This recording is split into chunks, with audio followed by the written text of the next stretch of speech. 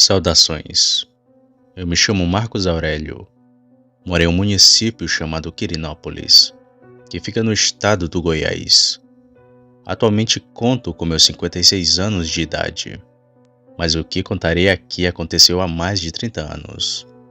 Muitos podem até não acreditar nas minhas palavras, mas quanto a isso é você quem decide. Só espero que esteja preparado para um possível ataque daquele demônio. O ano era 1989. Eu estava no meu primeiro casamento e já tinha 2 filhos. Na época não morava na cidade como atualmente. A gente vivia num pequeno interior aqui de Quirinópolis. Perto da gente moravam meus pais e meus irmãos, além de outras famílias. Ganhávamos a vida vendendo galinhas e fazendo picos em fazendas. O meu pai sempre me avisava quando tinha trabalho. Eu fui assim por um bom tempo. Até uma certa vez onde coisas estranhas aconteceram conosco. Não me lembro bem a data, mas sei que meu pai me chamou para ir trabalhar numa colheita de cana, pois ele soube que estavam precisando de peão por lá. Como era uma fazenda longe, eu tinha que passar a semana inteira no serviço e só voltar para casa no domingo. Mas como já tinha feito isso antes, era meio que um costume. Aprontei uma mala, me despedi da mulher e segui num caminhão com meu pai e mais 2 irmãos.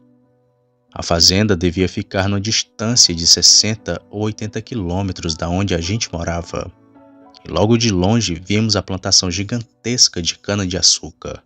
Seria um trabalho para vários meses, mas não ficamos até o fim. Junto da gente, vários outros peões chegaram para trabalhar, e todos eram desconhecidos. Hoje, pensando bem, acho que um daqueles homens era a coisa que a gente viu. Bem, meu pai, eu e meus irmãos nos arrumamos no lugar da fazenda. Um barracão que seria justamente para os trabalhadores ficar. Tinha cerca de 5 barracões como aquele, e em cada um cabia mais de 20 homens. Era difícil conhecer todo mundo, mas pegamos amizade com o Tião e o Almeida, 2 peões que já estavam trabalhando por lá há mais tempo. E foram eles que nos contaram dos eventos estranhos da fazenda. O Tião falou que pela fazenda tinha muita assombração e que não era aconselhável andar até tarde pelas redondezas, já que um lobisomem estava aparecendo por ali. Mas ele se ateve aos relatos de assombração, que eram os mais comuns de se acontecer. Inclusive cheguei a ver e ouvir coisas bem cabulosas. O Almeida falou que um dia acordou no meio da noite após ter um pesadelo. E assim que olhou para o teto do barracão, ele viu um homem pendurado pelo pescoço. Mas que depois de alguns instantes aquilo sumiu. Relatou também dos sussurros que ele sempre ouvia antes de dormir. Uma coisa que até eu presenciei. No outro dia os cavalos estavam correndo de um lado para o outro. E quando fomos ver, tinha um homem de chapéu ao lado da cerca deles. Mas o sujeito sumiu quando a gente foi se aproximando. Essas coisas eram as que mais aconteciam. O lobisomem só presenciei 2 vezes, e ele me deixou com muito mais medo do que todas aquelas assombrações. Como eu nunca tinha presenciado aquilo que todo mundo comentava, pedi ao Tião e o Almeida para me acordar quando ele aparecesse. E já tinha algumas semanas que estávamos ali na fazenda, e nenhum sinal do lobisomem. Até que uma certa noite fui acordado pelo Tião, que fez um sinal com a boca para eu fazer silêncio. E assim o fiz. Logo comecei a escutar, vindo de fora do barracão, um barulho que nem sei explicar com palavras. Era uma coisa como um gemido, grunhido, a junção de várias coisas em uma só. O Tião falou que era o lobisomem que estava lá fora, e que a gente ficasse quieto, senão ele ia correr. E calado ficamos, só ouvindo aquela aberração lá fora. De vez em quando ouvíamos a correria dele ao redor do barracão, e empurrando as paredes como se tentasse entrar, mas fazia isso com muita destreza. Queria pegar os homens na surdina, mas que nunca chegou a conseguir. Aquela até então foi a noite mais assustadora da minha vida. Mal sabia que passaria por algo ainda pior. Já faziam alguns meses que a gente estava trabalhando naquela fazenda e nunca mais nenhum de nós viu ou ouviu o tal lobisomem. Até uma certa vez que vi aquele demônio bem de perto.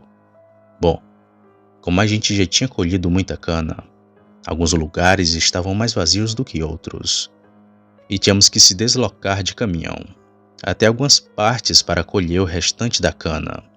E ficamos num lugar bem distante dos barracões, tão longe que mal conseguíamos ver a fazenda, mas tínhamos como direção a única estrada que cortava a fazenda. Trabalhamos bem por muitos dias ali, e nunca ficamos sozinhos no meio do nada. Um caminhão sempre vinha pegar a cana colhida, e a gente também. Antes do sol baixar já estávamos no caminhão, exceto por aquela vez. Depois de um dia cansativo de trabalho, ficamos sentados proseando um pouco, só na espera do caminhão que nos pegava todo santo dia. Mas o tempo só ia passando, e cada vez o céu ficando mais escuro. Temendo ficar no meio do nada, eu e o pessoal começamos a andar de volta para a fazenda. Quando a gente começou a andar, ainda era dia, mas logo a noite foi tomando de conta do lugar, e uma estrada simples em meio do canavial virou o pior filme de terror, ainda mais quando aquilo apareceu. Já estava com 10 minutos de caminhada, quando começamos a ouvir o canavial se mexendo. Logo alguém do grupo gritou: "Quem tá aí?" E então ouvi o mesmo som de gemido e grunhido daquela noite. Gelei dos pés à cabeça, mas ninguém correu porque seria pior. Aquilo ficou rodeando a gente fazendo sons estranhos. Uma hora era que nem pessoa, e em outra, que nem um animal. Algo animalesco que nem sei explicar. E acho que por estar em um grupo grande de pessoas, aquilo não nos atacou. Só ficou de longe grunhindo e correndo. Mas o pior nem tinha acontecido. Andando todos juntos e com medo do ataque do lobisomem, íamos seguindo lentamente na estrada. Embora já tivesse um tempo que o bicho tivesse silenciado, foi quando vimos um clarão de longe, e era o fazendeiro com sua caminhonete. O farol do carro clareou aquela criatura, que estava bem na nossa frente pronto para atacar, e em total silêncio. Mas quando foi iluminado pela luz, ele correu e se embrenhou no canavial.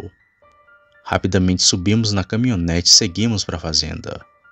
Chegando lá, contamos que o lobisomem estava na estrada e que quase nos atacou de surpresa. Mas creio que inteiro ele não sairia da briga, pois cada um de nós tinha uma foice na mão. Bom, o caminhão não foi nos pegar porque tinha dado um problema, e fizemos bem em voltar antes de esperar ele vir, pois sabe-se lá o que o lobisomem teria feito com a gente, já que estava no ponto de atacar. Eu, meu pai e meus irmãos ficamos ali por mais alguns meses, já que depois conseguimos outro emprego como servente na cidade, algo muito melhor do que estar ali com aquele bicho. E não sei que fim se deu aos trabalhadores de lá, se o lobisomem voltou a atacar ou não, mas sei que o bicho continuou aparecendo. Parecia até uma maldição do lugar. Hoje fico imaginando as pessoas que têm coragem de se aventurar nessas estradas sozinhos.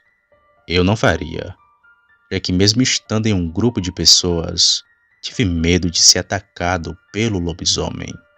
Agora imagine se você estiver só. Bom, coisa boa não vai ser.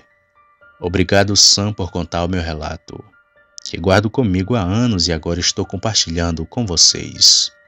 Boa noite.